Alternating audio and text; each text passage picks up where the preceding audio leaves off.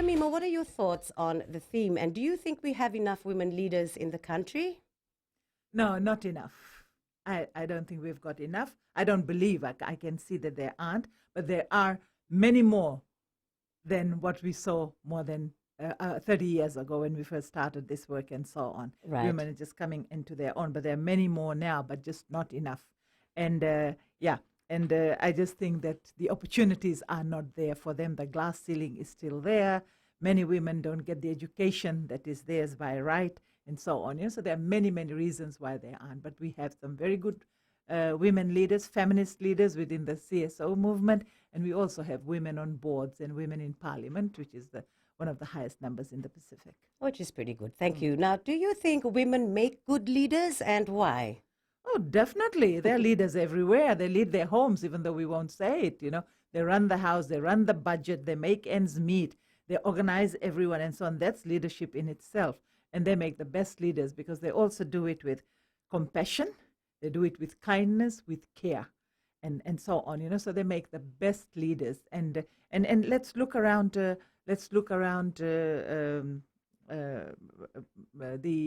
world. Look at Europe. We have got Finland, Norway, Moldova. We've got all these places up there. I think about 6 or 7 countries which have women leaders and young women leaders in their 30s and in their 40s. And they're all feminist leaders. And look at Jacinda Ardern in New Zealand. Yes. And these are women who are leading their countries and they're doing the best. Taiwan also, where they are doing the best in terms of controlling COVID-19. So, they have got the best policies. They're still firm. You have a lot of compassion, kindness, and and you still can be humane and firm. So I think women have all those qualities in them. Feminist women, I must add. Well, thank you. Anyway, so there are significant gender gaps in leadership spaces in the country. I know that you have mentioned that much better than 30 years ago. So why are there still significant gender gaps in leadership spaces in the country? Look, we have women leaders who are very good in what they do, but yet they are not mentoring, and they're not there. There is also this feeling about I've made it, you can make it to stop complaining. I heard a prominent woman talking the other day about stop complaining about the male-dominated society, and men can't stop you if you really are determined to do it. That comes from a very privileged place, and people who live and work within the status quo. And that is the problem, because we don't shake it. We still feel women have to work harder than men to be able to make it, and you have to put up with all the nonsense that you have to put up with in a patriarchal system, So that is one thing. But also the whole of patriarchy, the patriarchal system that does not give opportunity to women, the way we are genderized.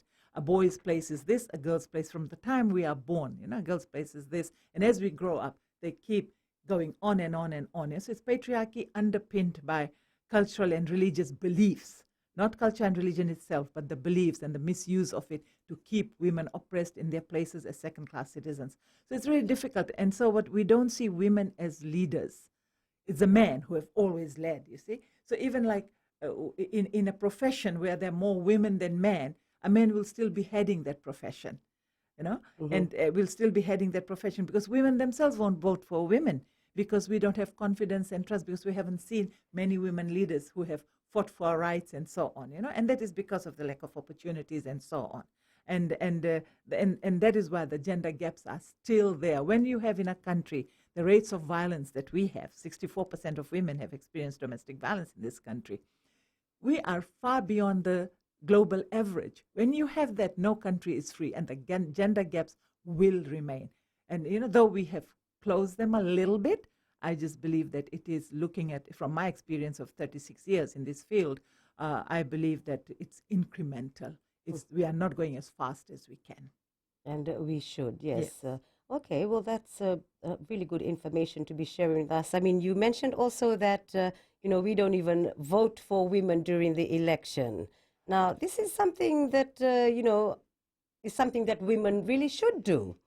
is vote for another woman. Yes. A And woman. the solidarity, Yeah. vote them in. Let's vote them in and then make them work for us. Yes. That's what we need to do, yeah. Yeah, I think so. I mean, it'd be interesting to know how many females and how many males we have in the country. But I know that there are a lot of females, and we could really do some shaking, Yes. Yeah. So, what should be the qualities of a woman wanting to be a leader?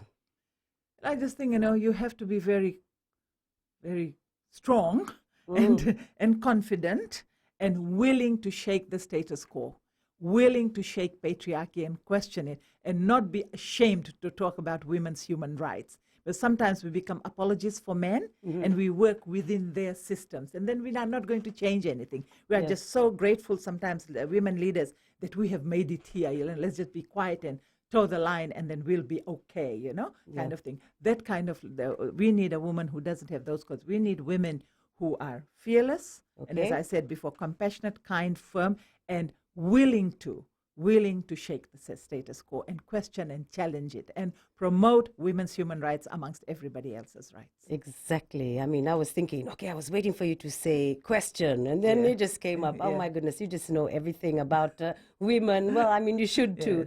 So how do you think we can create a gender equal Fiji?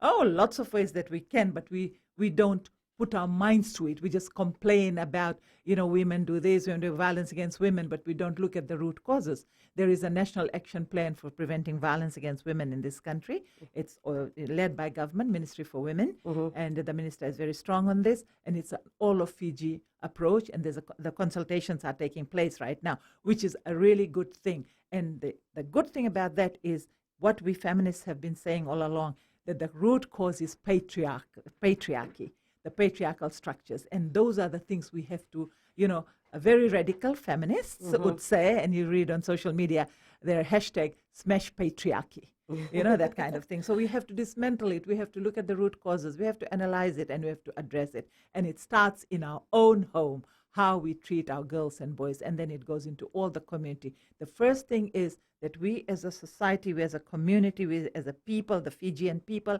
that we recognize patriarchy as the root cause and are fearless and willing enough, without feeling threatened and intimidated, to address that and break that down. On Speak Your Mind, this is Gold FM, only the classic hits, the only classic hit station in the country. Hope you're enjoying the program. Don't go anywhere. Stay with us. We'll be back soon.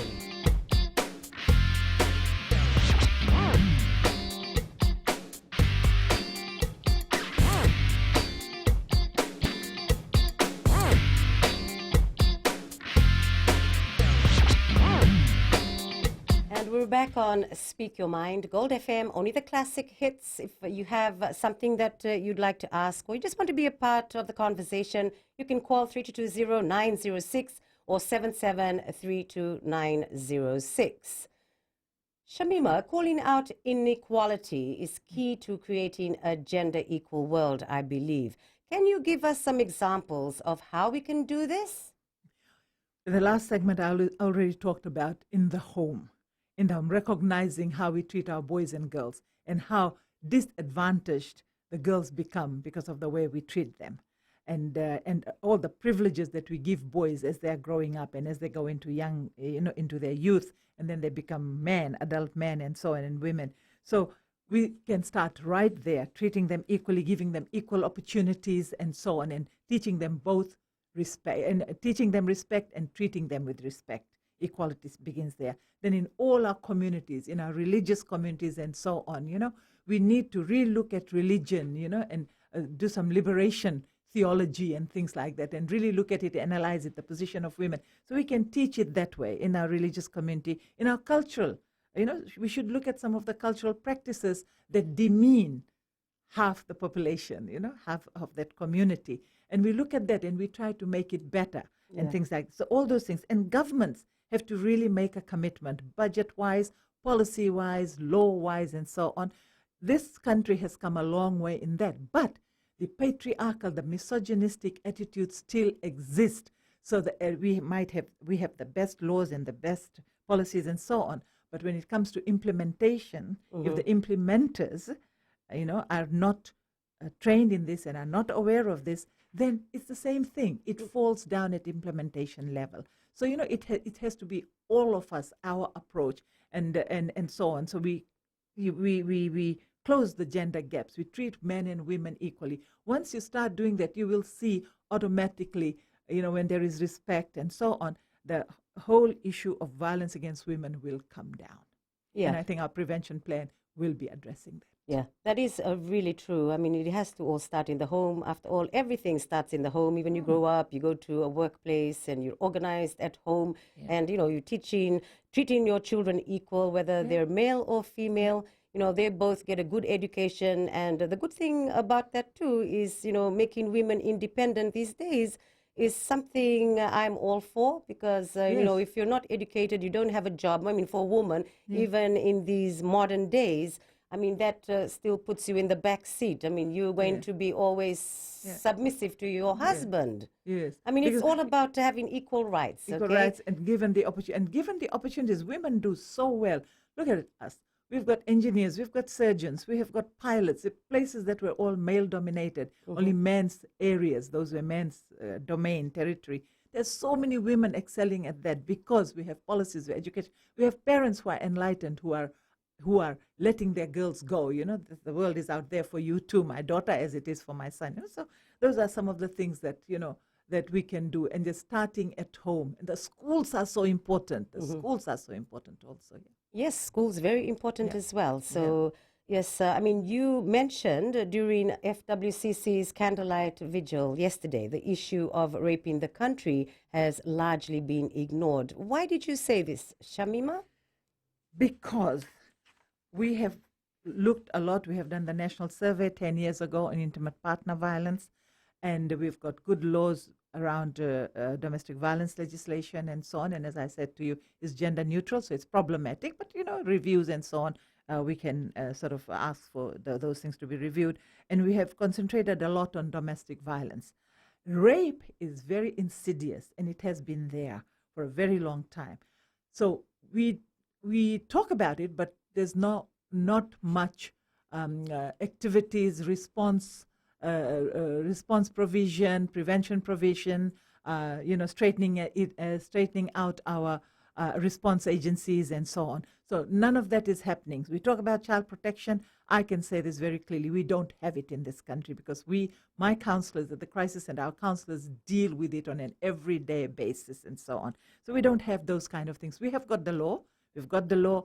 We have got very good laws. The law of corroboration has been removed and so on. But the knowledge of the new laws hasn't trickled down yet to the people to whom it matters. So while the police force, and I say it again, there are many good men and women in there who do their job very diligently and do the right thing. There are those who are really bad, and unfortunately, a lot of these women hit those bad ones. So they don't know the laws, so they're still insisting on a medical examination. They're still insisting on corroboration, and that whole thing about the myth, you must have asked for it, in some way or other, that is still existing, and things like that. So those are the things we really need to look at. So this anti-rape campaign that we sort of started yesterday for a year, it's going to run for a year, and it complements the prevention program, so it gets better, and so on. The prevention consultations is going to look at response services, child protection. We are going to have a lot of talk around the country, and particularly with the judiciary, the police, and so on, how we can do this better. And it's not just about responding. We have to look at prevention. How do we protect our children? Look at these statistics, right? In 5 years, from 2016 to 2020, 661 total rape survivors that we saw at the crisis center, just crisis center. 185 were child rape survivors from 2 years to 17 years. That is unacceptable. 380 marital rape survivors, 18 years to 66 years old, from the people we trust the most, our husbands and partners. 96 were other women, 18 to 64 years old. And look at the perpetrators, 701 gang rapes and all given. 668 of those 701 were known to the survivors. So there you go. And of that, 524 of the known perpetrators were related to the survivors. So, I mean, there you go. A home is supposed to be where the heart is, and you're supposed to feel most safest. But with the statistics you've revealed, unfortunately, it's not like that. But we'll be back for more on Speak Your Mind Gold FM, only the classic hits.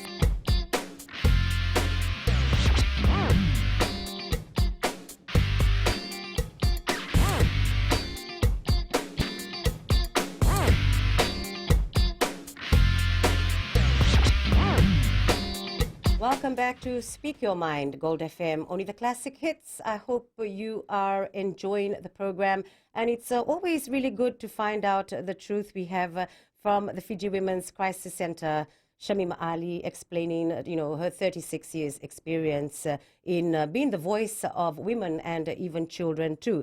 So you spoke about, how, the statistics, terrible indeed. You said it's unacceptable.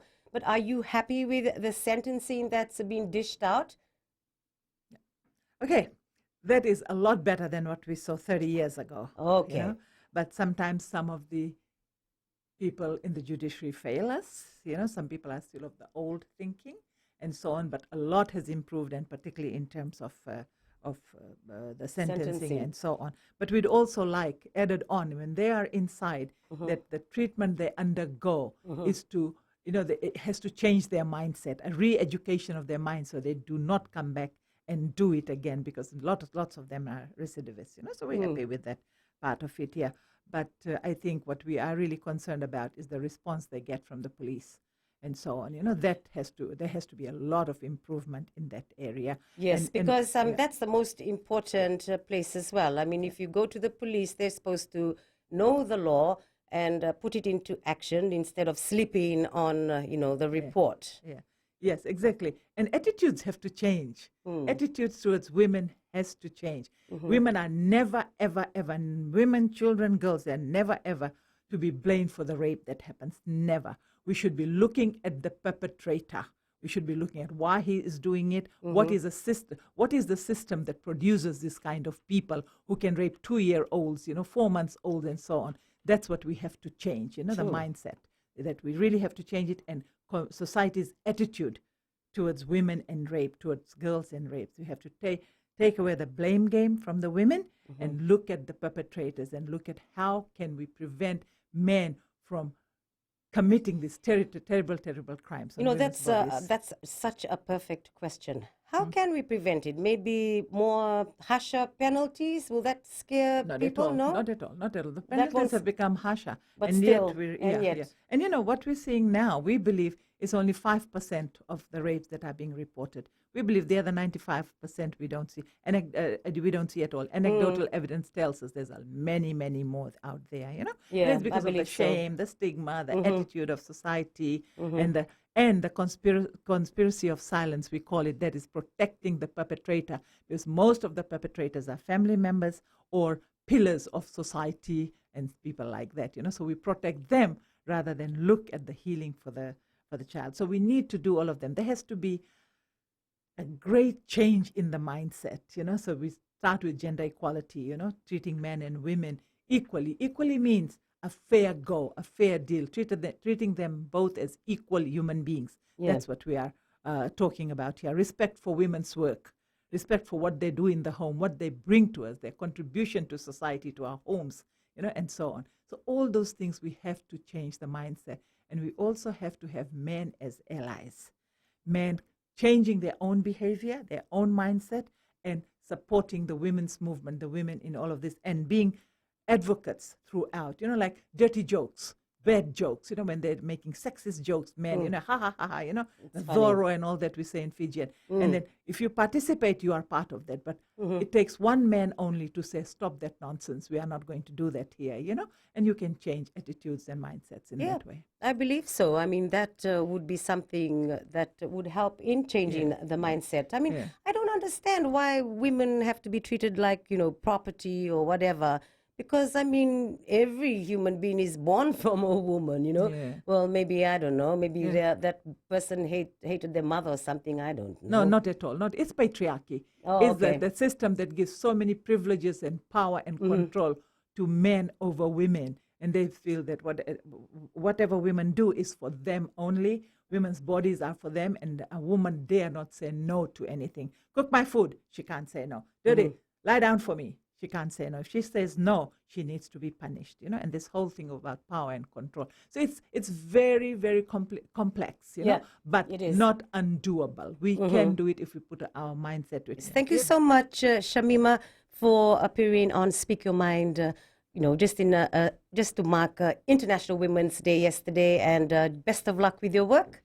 Thank you very much. And I just want to remind people, 1560 is the 24-hour toll-free line for domestic violence. 1560, don't forget it. Toll-free from any outlet, media. Thank you Thank you so very much. much, yeah. Thank you, Shamima, on Speak Your Mind. We have another guest coming up shortly, and it's going to be about a business woman. So that's coming up soon.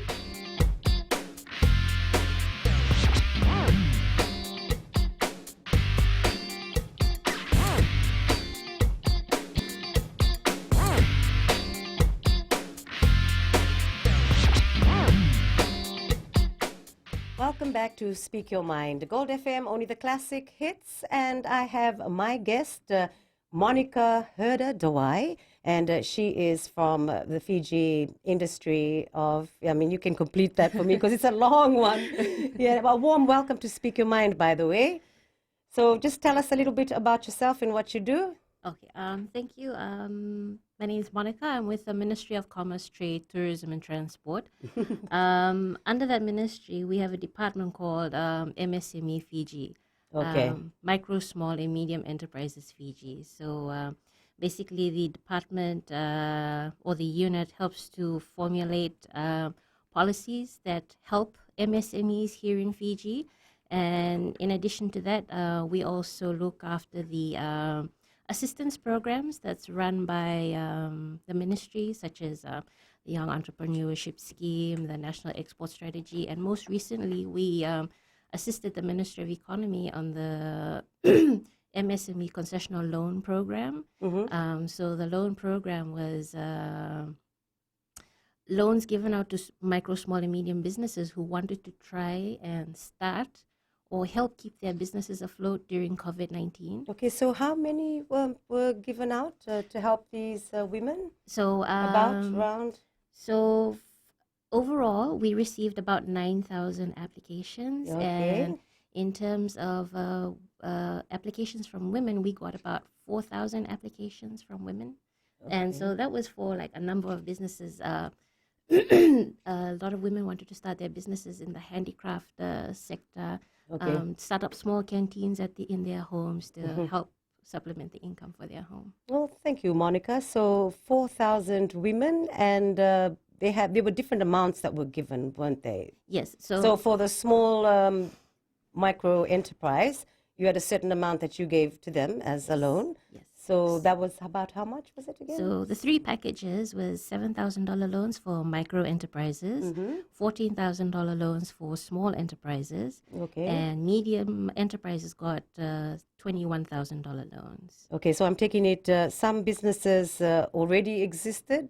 So it was for new and existing businesses. Okay, right. Yeah. So how has it been with the women? So have you started receiving loan repayments yet, or are they given until a certain time, maybe next year or the end of this year? So the good thing about the loan scheme was once you took your loan, you're given a year as a grace period. Oh, okay. To help you set up your business, start running your business a little bit, give you opportunity to put some money aside for you to begin your repayments.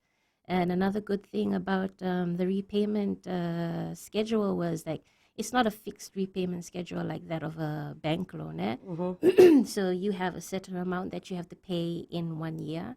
And then it's up to the women how they want to pay for it in the year, whether they want to make one lump sum payment in the year or a daily payment. So the good thing at the moment is we're still giving them space to build up that little repayment for themselves, and then they can start 1 year after. So it's almost a year now, is it? Or not quite? Not quite? Quite, because Okay. I think we probably started dispersing in September. So I see. a lot of ladies have until like September, October this year before they have to start giving back. But that's really good because, you've really given them flexibility, haven't you, to be able to get on their feet. And I know that small businesses or businesses is the way to go, especially now during COVID-19. I noticed so many people, getting into business, whether it's just someone coming to your office and selling food Yes. or, just on the street. So, I mean, you created this so, everyone could be self-sufficient, I suppose. Yes, so that was the aim, just to help those women and also the youth who were entrepreneurial enough to enter into the sector, for them to be able to register their businesses and then just start something small. It doesn't have to be massive. Like I said, a lot of women wanted to start canteen businesses. Also helped a lot of the tailors out there trying to keep their business afloat. So the loans weren't necessarily to start your business, but it was also to help you keep your business open if you were already open. Okay. Yeah. We'll have more on Speak Your Mind, Gold FM, only the classic hit.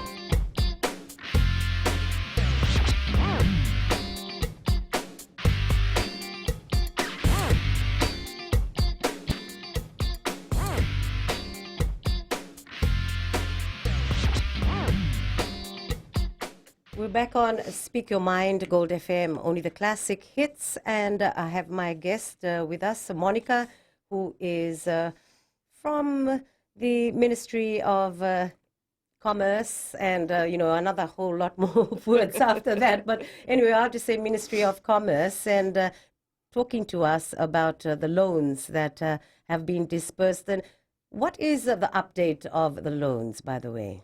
So, like I mentioned earlier, we received over 9,000 applications. Probably about 98% of that has already been assessed. And FR and Fiji Revenue Customs Service, who's helping us in dispersing these loans, they've actually dispersed about more than 5,400 loan applicants. That's about 30 million that we've dispersed so far. Okay. And so for women, that would probably be about 2,800 women have managed to get their loans now. And that is at a value of about 13.7 million. So that's gone only to women. Well, that's good to hear. And I know that you have a lot of trust in the women that they can make it. And you've given them the loans, and they've been given 1 year to actually start the business and start paying back. So do you have anything that you check on these women who have actually taken a loan? Do you have someone to go and, see their business, how they're doing?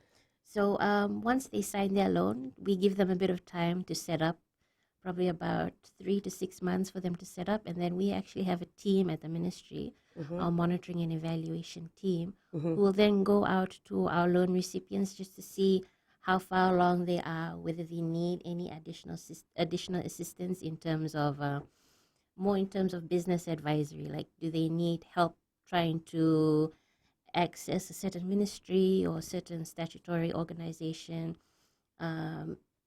excuse me.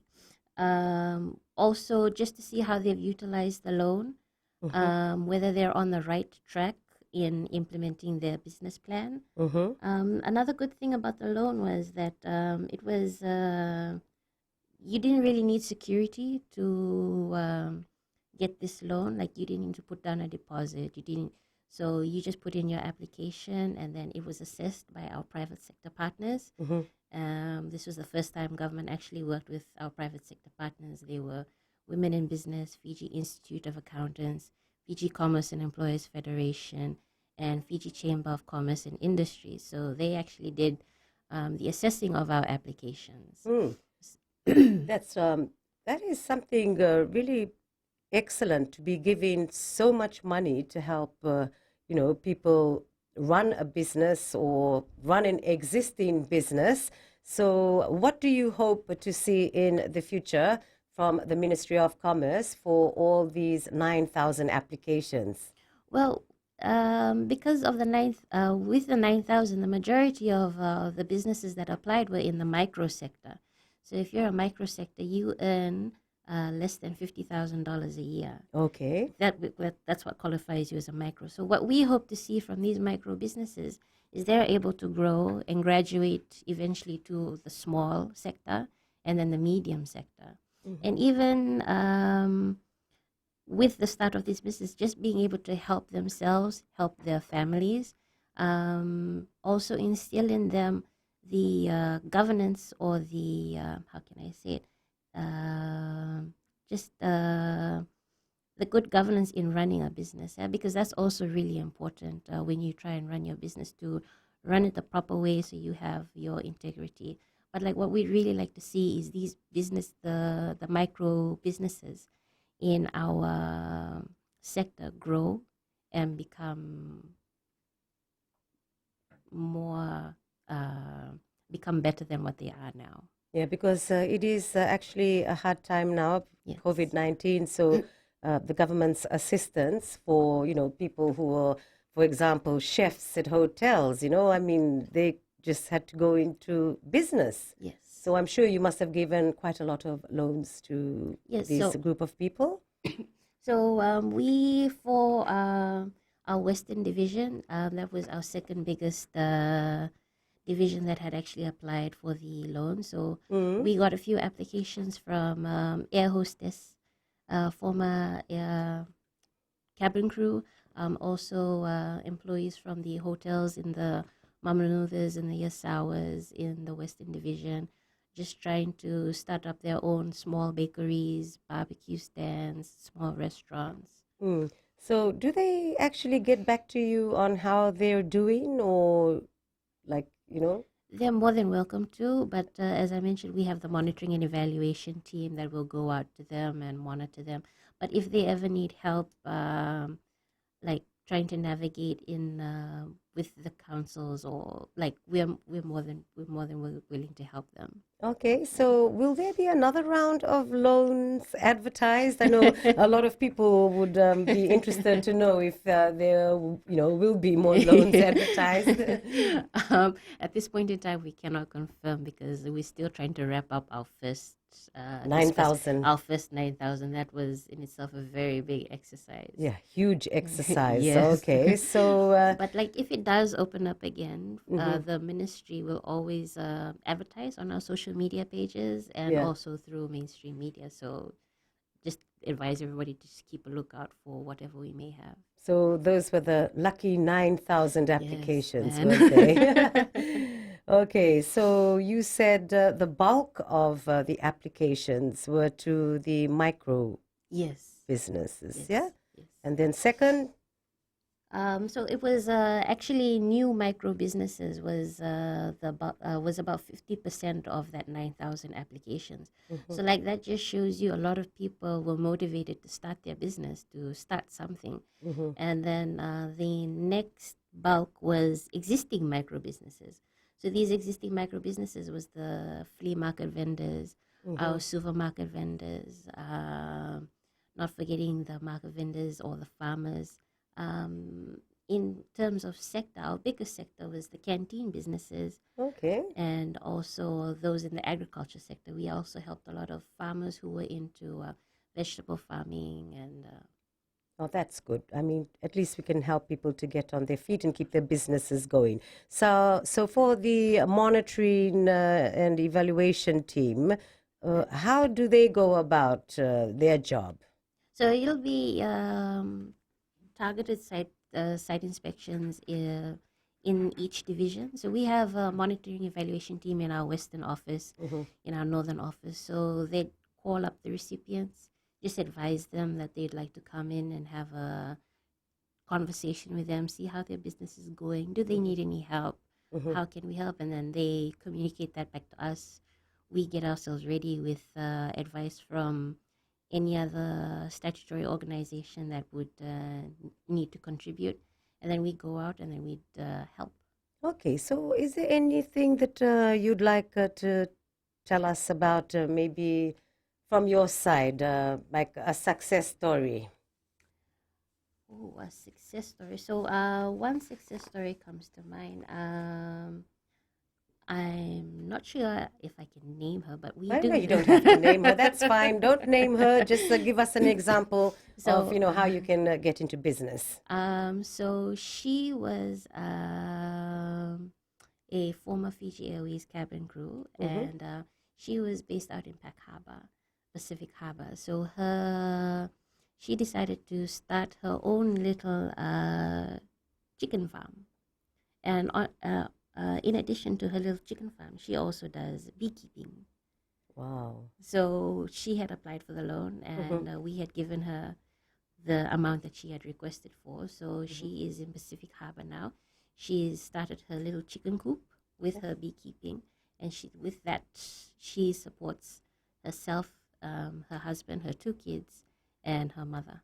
That's amazing. So, what would be your advice to someone who might like to start out a business? I mean, what is it that a business person has to be really good to actually?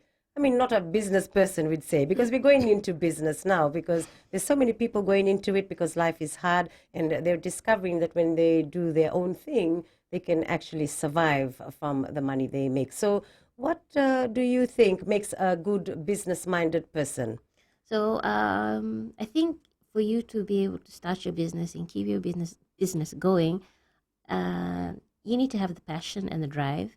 You need to have the commitment. I mean, it's an added bonus if you have the accounting skills, the business know-how. But if you have the passion and the drive, that is what really pushes you to make sure your business carries on going. You wake up in the morning, you get out there and you hustle. I mean, nothing is easy, right? Yes. So, I mean, even if you have to start your own business, it's not going to be easy. But like you said, it's commitment. Yes. Commitment, and probably that Drive or passion. that Yes. drive and passion. Yes. To see that, I can actually do this. So are you going to go into business one day? No comment. Maybe, yeah. Yes, well, unfortunately, we've come to the end of Speak Your Mind. Monica, thank you so much for coming in and letting us know about how the Ministry of Commerce has assisted 9,000 people to be able to get back on their feet. Thank you so much for having me. On Speak Your Mind, this is Gold FM, only the classic hits. Until next week, take care, look after yourself and each other. Misamo demanda.